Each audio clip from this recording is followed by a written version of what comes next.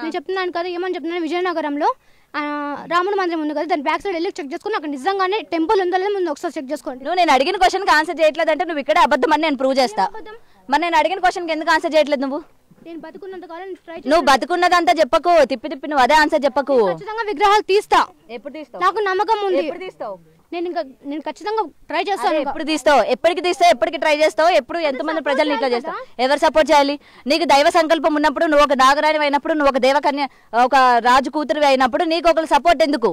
దైవమే నీకు సపోర్ట్ చేస్తుంది కదా, ప్రకృతి నీకు సపోర్ట్ చేస్తుంది, ప్రకృతి నీకు అండగా ఉంటుంది. నువ్వు నిజమైన నీకు దైవ స్వభావం ఉంటే, దైవ అనుగ్రహం ఉంటే మా సపోర్ట్ ఎందుకు? నీకు ప్రజల సపోర్ట్ ఎందుకు? ఆటోమేటిక్ గా అలా జరిగి ఒక నిమిషం, ప్రజలు నేను కావాలనేది ఆ విగ్రహాలు తీసినప్పుడు పూజలు చేయడానికి నేను అడిగాను, అంతవరకు గుడిని తీసుకుంటాను. నువ్వు అది తీస్తే ఆటోమేటిక్ గా ప్రజలు వస్తారు, పూజలు చేస్తారు.